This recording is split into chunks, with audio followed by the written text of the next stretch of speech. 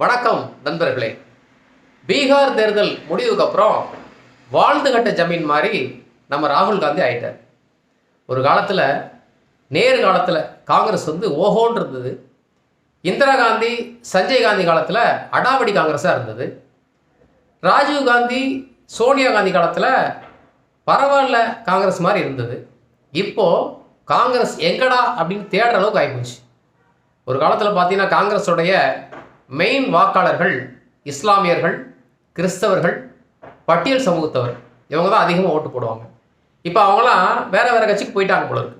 ஏன்னா பீகாரில் 61 தொகுதி வேணும்னு அடம் பிடிச்சு கேட்டு வாங்கிட்டு வெறும் 6 தொகுதியில் தான் ராகுல் காந்தி ஜெயிச்சிருக்காரு.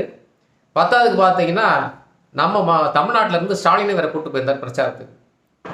அங்கே அசவுதீன் ஓவைசின்னு சொல்லக்கூடிய இந்த முஸ்லீம் கட்சி அவங்க தனியாக நின்று பார்த்தீங்கன்னா 5 எம்எல்ஏ ஜெயிச்சிருக்கிறாங்க. கூட்டணியில் நின்றும் ராகுல் காந்திக்கு சீட்டே கிடைக்கல. இப்போ என்ன சொல்கிறாங்கன்னா மம்தா பானர்ஜி எல்லாருமே, நீ தலைமை தாங்கிறதுக்கு லாய்க்கு இல்லை, நாங்கள் தலைமை தாங்குகிறோம். ஏன்னா நீ ஒரு மாநிலத்தில் கூட உன்னால் வெற்றி பெற முடியல, கர்நாடகா தவிர காங்கிரஸ் எங்கே இருக்குது அப்படின்னு கேட்குறாங்க. ஏன்னா மோடி ஒரு காலத்தில் சொல்லிகிட்டே இருந்தார், இந்தியாவில் காங்கிரஸை துடைத்தெறிந்து விட்டு தான் ஓய்வேன் அப்படின்னு. அது நடத்துகிற போல தெரியுது. ஏன்னா விழுந்து பிரச்சாரம் பண்ணுற ராகுல் காந்திக்கு மக்கள் ஓட்டே போட மாட்டேங்கிறாங்க. என்னன்னே தெரியல. பேசாமல் இருந்தால் கூட ஓட்டு போடுவாங்க போல இருக்கு. எஸ்ஐஆர் சொல்லிட்டு பீகார் முழுக்க சுற்றி வந்தாங்க.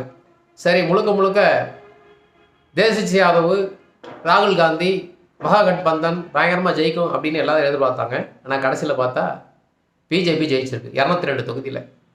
ஏன்னா வழக்கம் போல் எதிர்கட்சி ஆளுங்கட்சி குற்றம் சொல்லுவாங்க. ஆனால் நீங்கள் தொழிலாக தான் பண்ணுறீங்க, அரசியல் ஒரு தொழில், அதில் ஜெயிக்கிறீங்க, அதை நாங்கள் வேடிக்கை பார்க்குறோம். இப்படி தான் சொல்லிட்டு கடந்து போக வேண்டியது. அடுத்த பதில் சந்திப்போம். நன்றி.